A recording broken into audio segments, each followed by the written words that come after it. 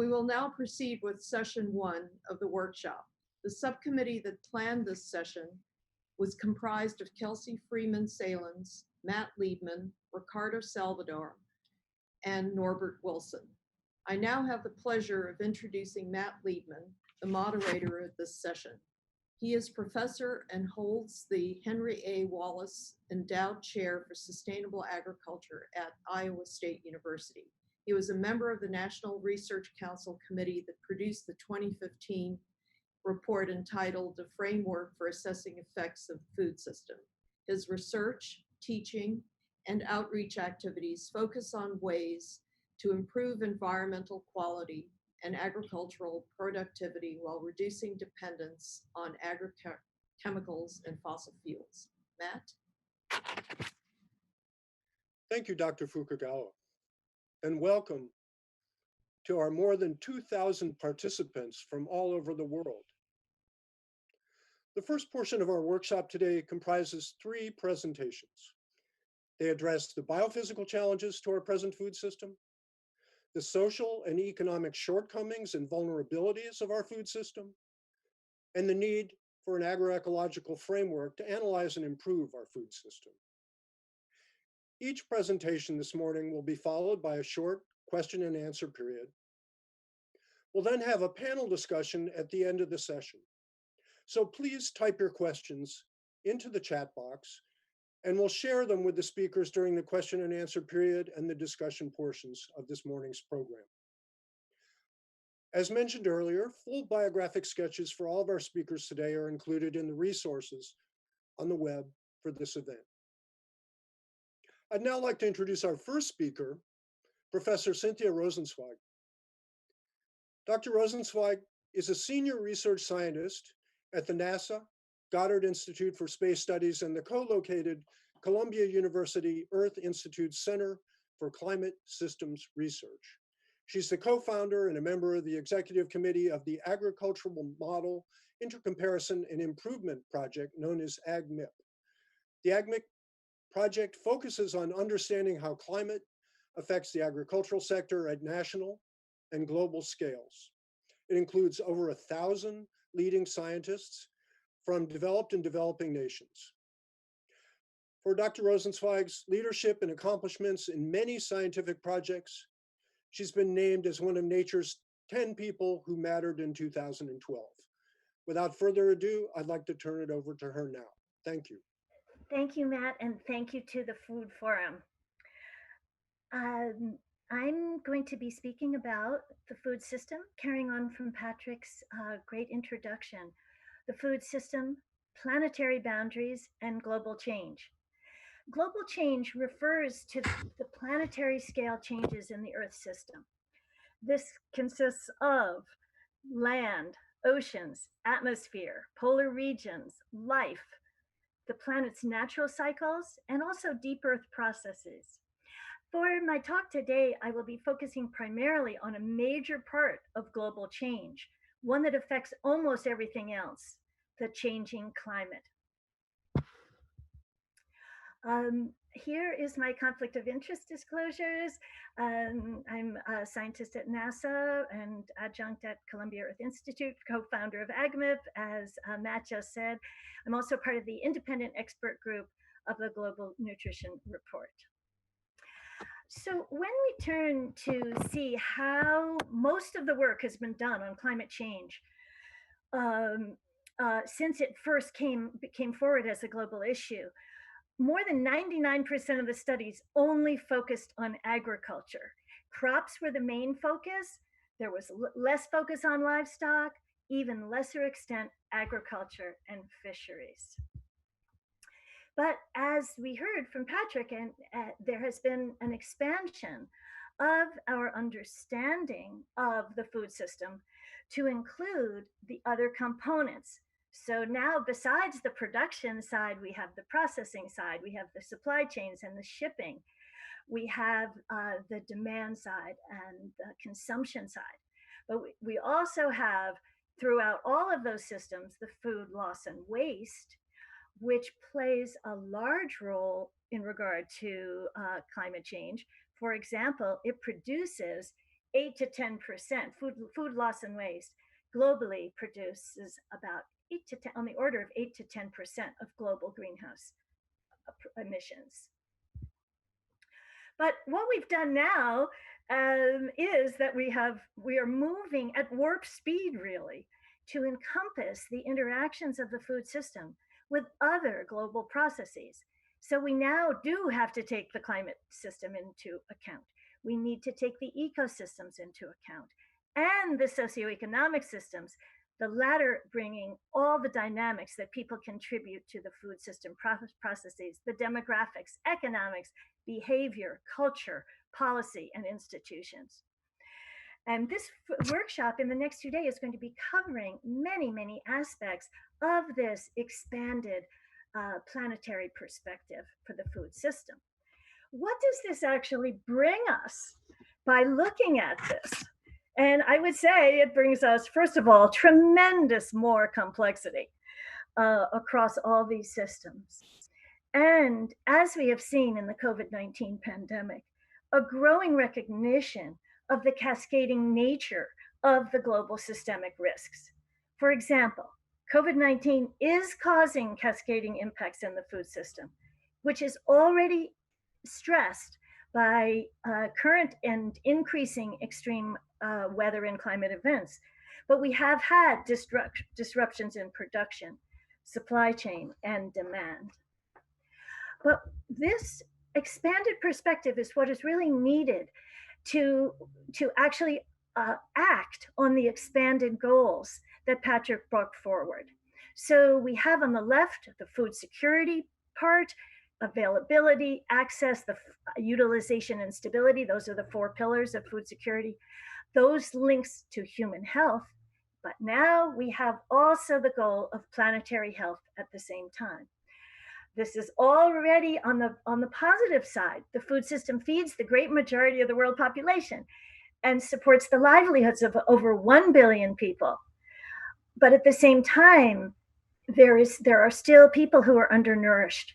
There are over 2 billion adults who are overweight or obese. And the food system contributes about a third. The latest IPCC chapter that I worked on with colleagues around the world showed that the food system contributes about a third of total anthropogenic greenhouse gas emissions.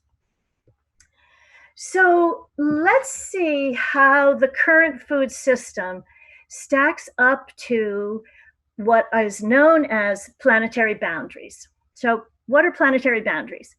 A group of scientists have done a lot of work defining thresholds in the planetary system that we looked at that, when crossed, negatively affect other global systems and thus compromise Earth system resilience. So basically, the food system is on a crash course to the planetary boundaries and is already crossing 4 of the main ones. So the 4 that are most germane to the food system are biosphere integrity, that's the preservation of biodiversity, land use change, this is the preservation of 85% of tropical and boreal forests and 50% of temperate forests on each continent. The freshwater use boundary is defined as reducing agricultural withdrawals to the extent that they tap environmental flows for ecosystems. And finally, nitrogen flows, which is the necessity to decrease cropland fertilization, where nitrogen leaching leads to critical concentrations in surface waters. So what the group of scientists led by Gerten in this case, and of course Johan Rockström is one of the main fathers of the planetary boundary approach. But what they did with their modeling was to model the current food system. Actually, the population was from 2005. And then they said, okay, in their modeling simulations, they said, all right, let's adjust and not cross those planetary boundaries. So with the current food system, by by honoring and not crossing those boundaries, the population, the production was reduced, and and only 3.4 billion people with the current system could be fed. What the authors then did in their study was they said, well, what they simulated next was both technological and cultural, like they called it the U-turn, towards increasing global food supply within those four planetary boundaries. And they said we need to judiciously, carefully expand irrigation, fertilizer, and cropland where needed, but at the same time, manage water, nutrients, and land much, much better within those planetary boundaries. We need to work on food loss and waste, and we need dietary change. I'm going to talk about dietary change a little bit more later, but this dietary change really was just evening out the calorie consumption across the world, because there's over in many places and under in others. So by doing all of those changes in their model scenario, they then were able to feed, our global food system was able to feed over 10 billion people. So I would say there is hope, but the challenges are very real. Delving just into the one challenge of water there is a big competition on the planet between water for ecosystems and food production. This is from Jonas Jägermeyer, a young scientist in our group, did this in-depth study of the water planetary boundary that we just saw in the previous slides. And what they did was here, what Jonas and his team did was look at the reduction in production if the flows for ecosystems were honored. And the color bar is showing you the reductions in the food production with the current system. And what we see is that half of irrigated cropland around the world faces more than a 10% kilocalorie loss if we respect the ecosystem water requirements. There's also, it's also very important to know that over 20% of total global food production depends on the ecological flow requirements in hotspot regions. And those hotspot regions are the Middle East, parts of North America and the United States, parts of Central and South area. So clearly, transforming water use in our current food systems is absolutely an essential task. But here's the challenge of that, and so many of our other challenges in transforming the food system is climate change. All of this, all the transformations have to be done while the climate is changing. So here we see that these are the projections from the Intergovernmental Panel on Climate Change. For the ones on the left are for a lower greenhouse gas emissions trajectory, the ones on the right for high emissions trajectory. And right now we are closer to projections to the trajectory on the right-hand side. What it's showing is that for the temperature, we see warming basically ubiquitously. All the models agree across the planet. On the precipitation side, which is very hard, which is a very important variable for agriculture, there is a challenge because precipitation change is more uncertain. So in many of our agricultural regions, the models don't agree so much, and we have to be preparing for uncertainty, either drier, more droughts and more heat waves for sure, possibly more droughts and more floods all at the same time. Now, in the impact scientists then take those climate projections and use them as inputs into both global gridded crop models and global economic models. And that's this is showing the global gridded crop projections. We see that lower latitudes have negative effects, what countries tend to be located in lower latitudes, the developing countries, and that there is a great vulnerability in the lower latitudes for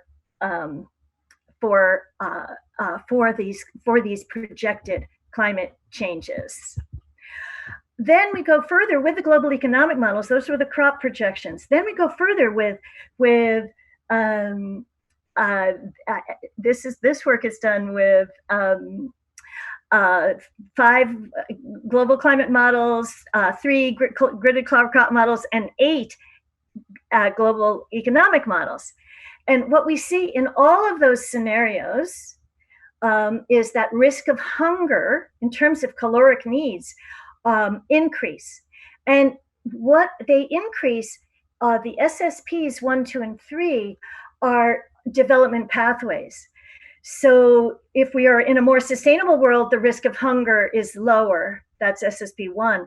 Middle of the road, you see in the middle, rocky road with regional conflicts, things being having much more difficulty, less technological development. There is real potential for risk of hunger growing severely with climate change in the future. Now, that's just looking at the yields and the calories, really. But very key work, which a group of scientists is now looking at, is finding that CO2, high CO2, has effects on the nutrient quality as well as the productivity. And so what this graph is showing is that in many, this is on rice, but we see it, great work has been done across all crops, basically, many crops, not all, but many. Decrease in protein with high CO2 and micronutrients, iron and zinc, and there are other ones as well.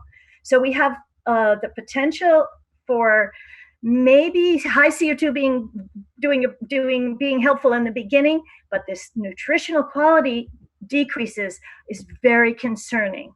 And we need to learn a lot about that as we go forward. Livestock and pastoral systems also have often been neglected with climate change, but temperature affects the most critical factors of production. Livestock diseases are affected by these changes in temperature and precip. And also the impacts, the increasing CO2 effects on the nutrient qualities, as well as the biomass, are also important. So the vulnerability of pastoral systems, on which many smallholders around the world depend, is also very high. Now, those were the projections, a brief review of the main projections of climate change on the food system. But I'm sure probably everybody on this video call is seeing that, has already know that climate change, food system impacts are already here. Climate change, observed climate change, things that are linked to the climate change that is already occurring, is already affecting food security through increasing temperatures, changing precipitation patterns, and greater frequency of some extreme events.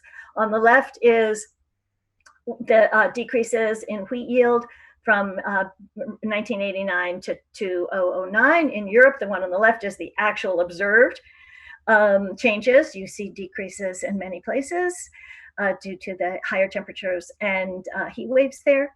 On the right, just one example of an extreme event and a food price spike associated with the climate extreme 2010 to 2011 heat wave in Eastern Europe and Russia. Now, we have to turning now to the solutions to climate change and the intersection with the food system. So the first thing is mitigation, which is the reduction of greenhouse gas emissions to back down what the climate change levels will be. So there's been a lot of work and a discussion about the role of diets. So these are estimates, calculations of the reductions in the it's called the technical mitigation potential of greenhouse gas emissions from changing diets by 2050. And you see all the different kinds of diets that we've heard a lot in a lot of the media. And you can see that that they have the potential to significantly, change in diet has the potential to significantly reduce greenhouse gas emissions from like 3 to 8 gigatons per year. That's a lot. this is CO2 equivalents. These include not only changes in livestock emissions for lowering of the meat consumption, but it also includes the effects of being able to sequester carbon on the land that is spared when we don't have to be growing as many crops to feed livestock. So we have to be working on the mitigation side as we transform agriculture, reducing greenhouse gases, but we also cannot forget adaptation. This is work that AGMIP has done in West Africa with the network of crop modelers there. And you see that without adaptation, that's the bars on the left, there's the potential for real decreases in income. On the right, when we test adaptation packages to the changing climate, the farming system does better. It's not a complete, oh, everything is rosy and we've compensated completely, but the adaptation packages is absolutely essential and can help to a certain extent. I want to end with turning back to COVID, because it is the cascading risks of COVID and climate change on food is absolutely essential for us to consider and act on. COVID-19 and climate change are both global systemic threats. One of them is right with us and came on very fast onset. Some of climate change is already here, so we have some fast onset parts of climate change, but it is also long-term. Who knows, maybe COVID also will be very long-term and pandemics with us longer. Both affect the poor, minorities, and refugees disproportionately. COVID-19 is concatenating disruption to all parts of the food system, not just here in the United States, when we were having trouble perhaps ordering our food supplies, especially at the beginning of the shutdown periods, but around the world. And many places around the world are already stressed by the increasing climate extremes. On the production side, farm labor has often not been able to work, get in, and also more at risk to COVID. On the consumption side, accessibility has been diminished in many locations, and prices have increased. This has a direct effects on food security for people around the world. So when we work, I'm a biophysical scientist, but we work with social scientists, and they're bringing forward the concept of integrated governance, that beyond risk management, we need to really think about how we're going to, in our transformation of our food system, think about how we integrate the response to these and preparation for these cascading risks of both COVID and climate change as we go forward. We cannot forget in our essential focus on COVID-19, but we cannot forget the risks of climate change as we go forward. I want to end with inviting all of you to the AGMIP 8 2 workshops on food systems shocks and actions, providing the science base for the actions. There's a virtual workshop in October, and the face-to-face we hope in New York in June. Thank you very much. Thank you, Dr. Rosenzweig. We have a very few minutes for a little bit of question and answer time. And I'd like to pose one that has come up from Dr. Rosenzweig's presentation. You mentioned that feeding 10 billion people is possible within 4 terrestrial planetary boundaries if we shift our diets, reduce food waste, and better manage water and nutrients. Given that global consensus and cohesive action seem hard to come by, how much can be gained via local or regional approaches? What I say about global scale is that it's made up of the local scales. So we must work. Agriculture agriculture and food. It's an amazing part of the system, because it exists simultaneously. I was focusing on the global, but it actually takes place on the ground in the agriculture and food growing regions all around the world. And we must do it there. That's where those changes actually have to occur.